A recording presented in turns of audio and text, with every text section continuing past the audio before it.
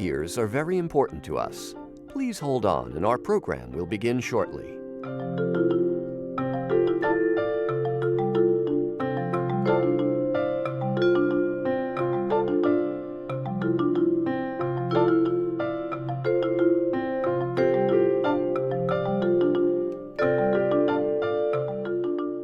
The Soundcheck podcast is coming up.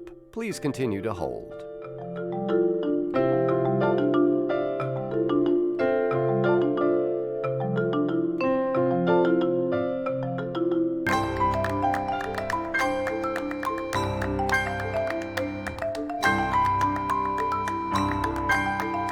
Keep up with the Soundcheck podcast and everything that's happening in the New Sounds empire. Just go to newsounds.org and follow us on social media. All of the icons are in the top right corner of the page.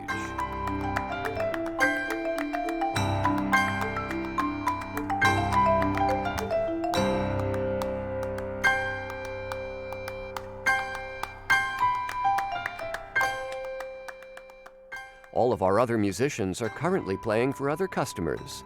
Please stay with us, and someone will play for you in just a moment.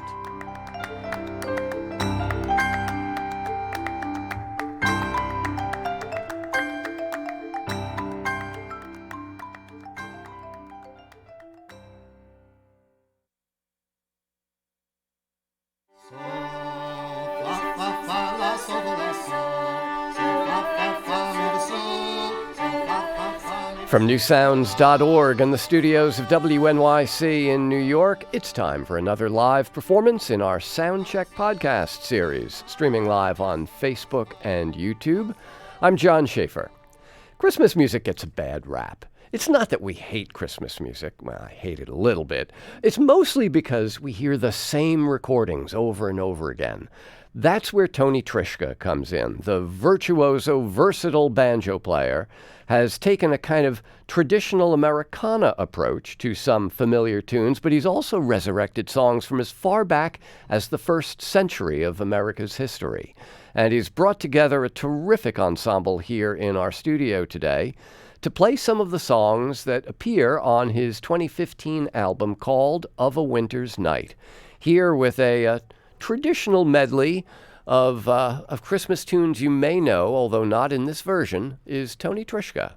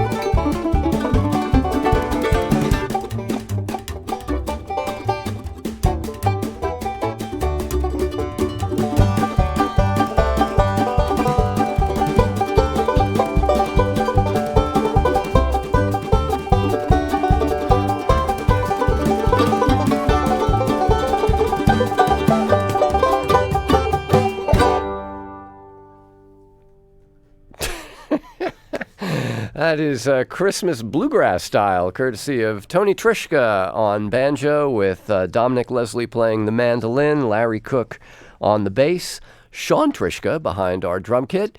You will shortly meet singer and guitarist Tim Eriksen and the Scottish singer and songwriter Hannah Reid, who are all participating in the event here in our studio today and tonight at Joe's Pub.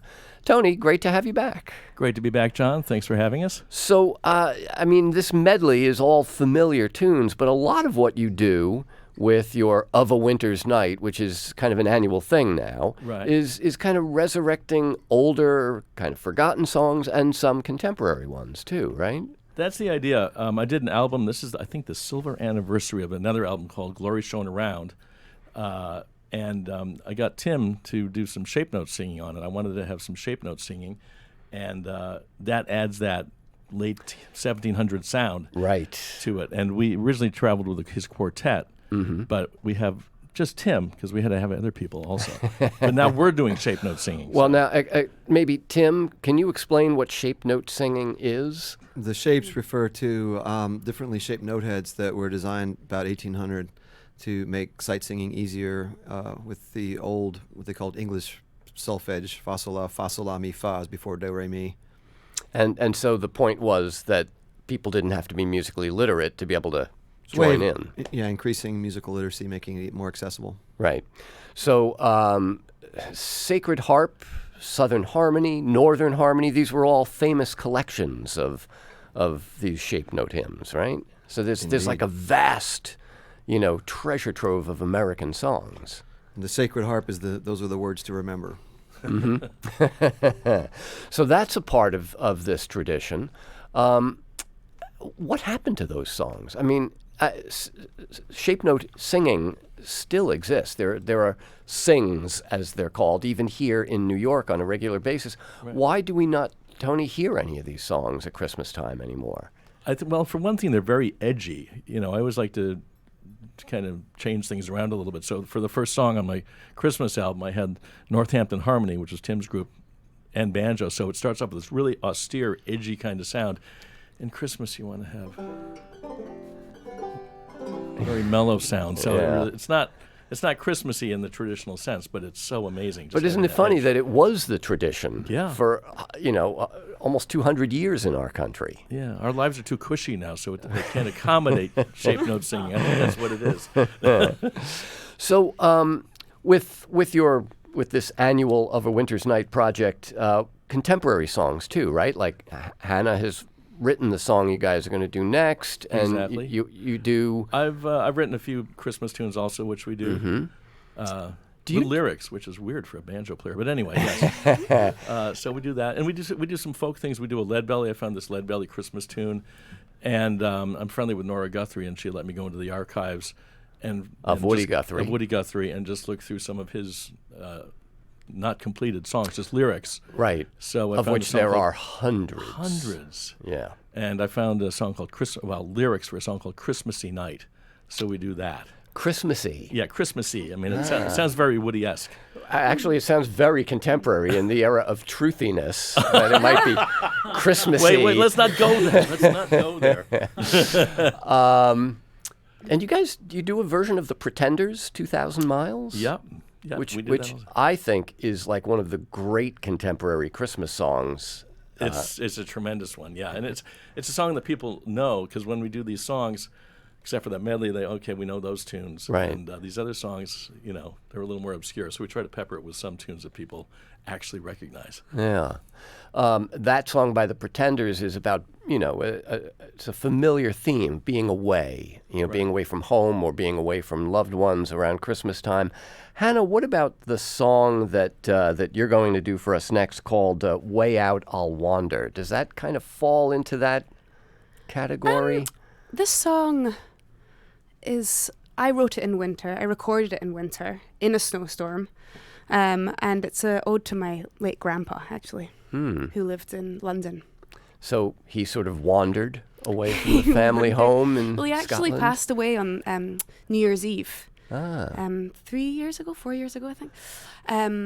And I woke up New Year's Day, and I wrote this song. I was on a writing retreat in Massachusetts. And so it kind of ties in all sorts of emotions and... Well, and so a winter song, not Yeah. necessarily a Christmas one. Right. Which, I mean... It's legal. We go for the winter songs also. Yes, we allow that. Well, the project is called Of a Winter's Night, after all. Yeah. Christmassy or not. You wanna play the song for Yeah. us? All right. Here's a song called Way Off I'll Wander from Hannah Reid, Tony Trischka, and the band.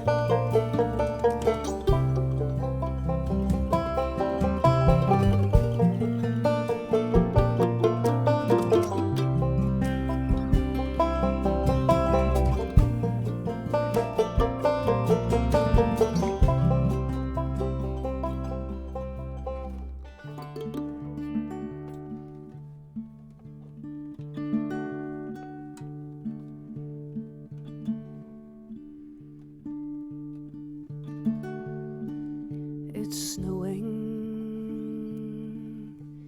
losing myself as the winds go circling round, dancing in clean air, fast and pointed freely, holding my breath, grasp the window between thee.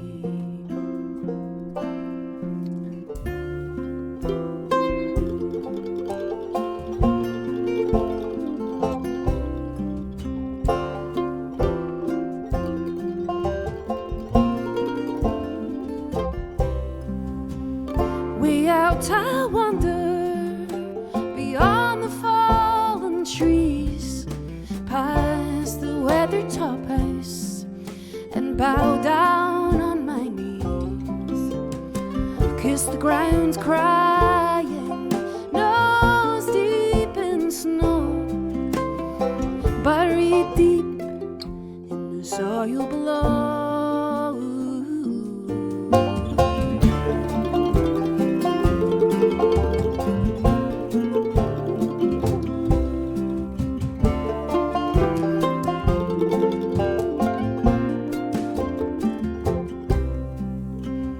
He carved his travels of Amsterdam and Rome, and we relive his memories hung high on walls at home. Lost him in the winter, the last day of the year. Ooh.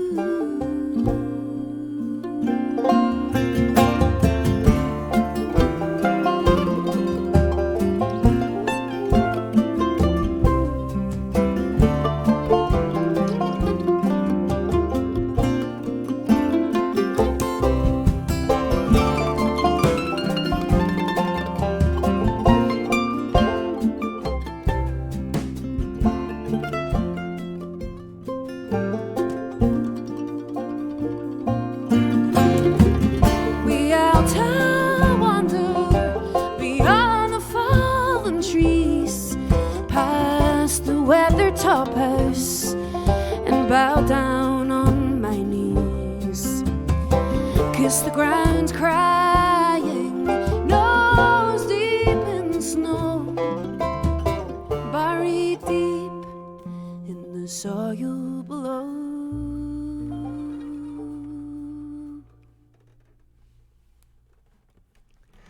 The song's called Way Out, I'll Wander. It was written and sung by Hannah Reid, who's here in the studio with Tony Trischka and the rest of his band performing his annual Of a Winter's Night project. And Hannah, that's the title track, isn't it? That's from my last record, yeah.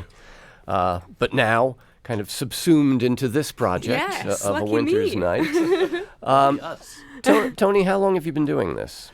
This, we're analyzing it on our way here into the Naked City. It's our 25th year, actually. Really? Yep. Okay. And Tim has been along just about the entire way. So, and then other people come and go. Right. And this is our first year with Hannah, and we're really thrilled to have her. And Tim, I loved the use of the wood flute there. It's almost like a ghost voice trailing Hannah's. Kind of what I was going for. Actual More voice. trying not so much trailing as trying to stay out of the way of. Yeah. Is that like a Bansuri, traditional South American flute? That old It's wood? an Indian flute. Indian, from India. Yep. So it's a Bansuri flute. Yeah. Okay. My undergraduate degree. Really? Is that right? South Indian classical music, yeah. Oh, did not know that. People will know your work on the Cold Mountain soundtrack with T-Bone Burnett, the Anthony Minghella film. And that was full of the sound you were talking about before, that shape note. Shape note music, sacred harp singing, indeed, yeah.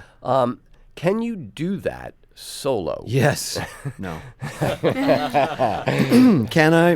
Yeah, I do all the time. That's what's usually going on in my head if it's not cartoon music. But you need friends or family. Right. Fortunately, I have both. Uh-huh. So it's not just that it's shapes on a page. It's also a style, a kind of a open-throated style of singing. It comes associated with a harmony style and a food style and all kinds of things. It's pretty broad. Yeah. So it kind of goes back, Tony, to what we were talking about before, that the idea that this was American tradition for a very, very long time. How did you get into this stuff?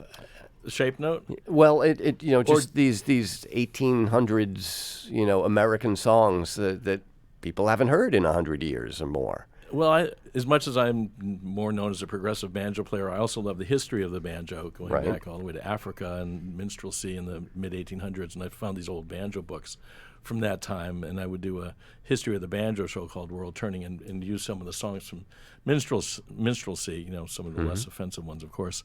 But also just fascinated. Again, I just decided I wanted shape note music. It's like, if you don't know anything about bluegrass, how do you find it? It's not exactly on anybody's radar. So I called Mike Seeger and said, who do I talk to? And he put me in touch with this guy who had a huge database of shape note singers. And without going into boring detail, he led me to Tim and his group. And that was it. And I was sold. He played me something over the phone and was like, yeah, that's it. Had that edge. So, yeah. So that's how I got into that. So 25 years ago was Glory Shone Around. Correct, yeah. 2015 was Of a Winter's Night. Correct. And did that up at Levon Helm's barn. Right. It was a live recording. It was a live recording, sure, yep. And, was it done at Christmas time? It's always around Christmas time. We've approached people, how about a 4th of July Christmas? No, thanks. Where's your sense of humor, Yeah. We could do this. But the funny thing is, a lot of these songs wouldn't strike, your opening medley aside, a lot of these songs would not strike people as Christmas songs unless you told them it was a Christmas song. Well, it's also, I just got this book of John Hartford compositions, fiddle tunes, one of which is called Merry Christmas, and we're going to do it in the show, not tonight, but sometime we're working it up anyway. It's just a fiddle tune. It could be called anything. It could be called Staten Island Hornpipe or something. Right. It happens to be a Christmas tune. But most of these have winter or Christmas. Now, he just passed, right, John Hartford? Yeah. It's longer than I was thinking, 10 or 15 years ago. It's been a while anyway. Okay, all right. Yeah. Anyway, so Of a Winter's Night is the name of this annual project tonight on stage at Joe's Pub. All of this and much more. What's the provenance of this next song called Remember the Poor? It's from the Forget-Me-Not songster published in Boston, Massachusetts, 1845. Wow. I can't tell you the page number, but And so, was this originally? Was it a popular song? Was it Yeah. a shape note song? it's not shape note. It's but it straddles this line between sacred and secular that a lot of American music has traditionally. But it's an old pop song. People in England sing it too. Really? Yeah. All right. And again, if it weren't part of this Winter's Night program, would we identify this today as a Christmas tune? No. So, see, you could do this on the 4th of July. We Just could. present it as Absolutely. American songs. Yeah. Well, one of the things. Tony. Okay, all right. I'll take that as a hint.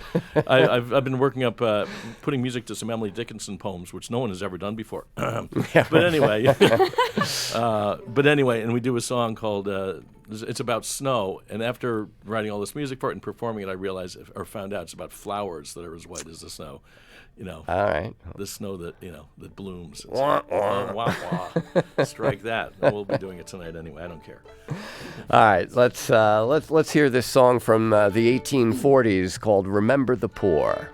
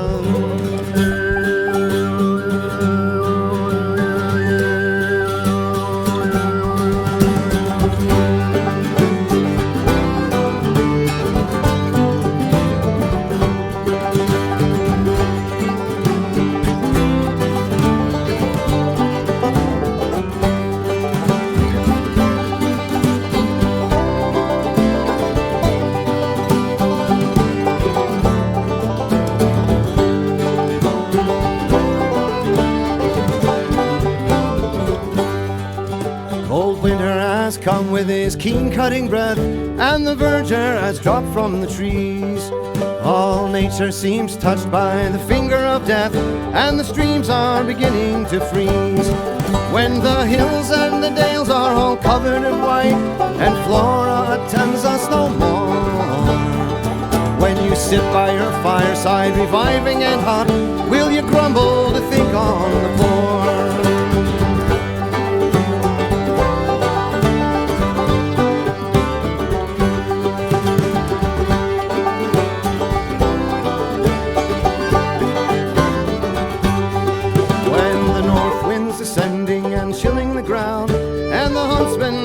Shooting go. All the happy young lads o'er the rivers can glide, and the bridges are useful no more. When the lakes are all frozen by winter's cold breath, and the rivers congeal to the shore. When your bowl smokes with something reviving and hot, it's time to remember the poor.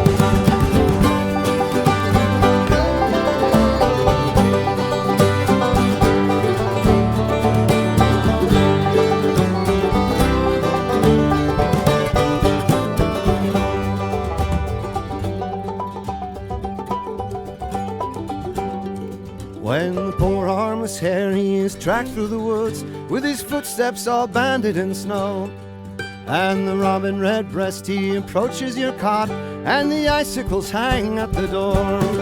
Soon the time it will come when our Savior will see, and the grave is triumphant no more. All the saints and the angels hallelujah will sing, and the rich will remember the poor.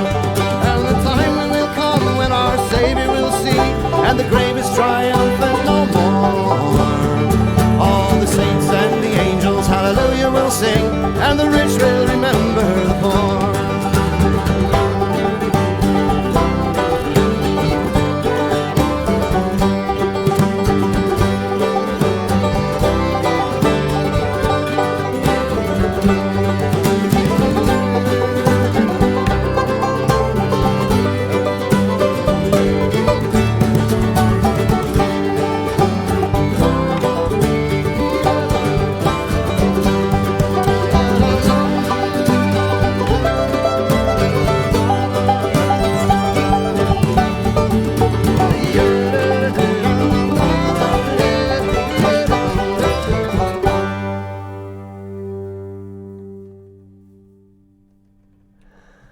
What a great song. What a great Pogues song that would make. I mean, if the Pogues had covered that a century and a half after it was written, that would have been a great song by that band. Yeah. Great song. Yeah, we from do it everyone. better. And you don't need amps turned to 11 to do it, right? Precisely. In the mind. So, Tim, it went by really fast, but at the beginning of the song, you did a little kind of Central Asian-style throat singing, which would not have been traditional for this song. Oh, well, have you ever heard... Now, I can never remember this country singer's name. Come on, YouTube. But there's a country singer who threw overtone singing in instead of yodeling. Really? In the 50s, I think. And also... Arthur not Crosby, Miles? Yes. All right. There you go, man. Shout out to Karen in the control room. And also, what's his name? Like Seals and Crofts or something. Used to. Am I thinking? Or am I get Seals all and these people. Crofts. Crosby, Stills. I don't know. Red Stills and I don't know. Crofts. I don't know, man. It wasn't Black Flag, so I don't know. And then, speaking of singing harmonics, Tony, your little solo was mostly harmonics on the banjo. I thought you wanted me to sing in that style. No, yes, I was throwing in some of those. Yeah. Yes, some harmonic action. So how do you decide what suits your Of a Winter's Night program each year? I'm pretty open to whatever anyone brings. Hannah brought these two. There's another song that she put music to, a Robert Frost poem. And just because his name is Frost, we figured it was appropriate. It has nothing to do with the winter at all. Of course. But anyway, so everyone comes and brings things to the table, and it's wonderful that way. Sean's doing a song that he wrote called Christmas at Paisley Park, so we're going to be doing that also. Oh, shout out to Prince. Exactly. Okay. Exactly. All right, well, that's all happening tonight at Joe's Pub. It's the annual Of a Winter's Night music, I don't know, jamboree? What's the word? Fandango, something.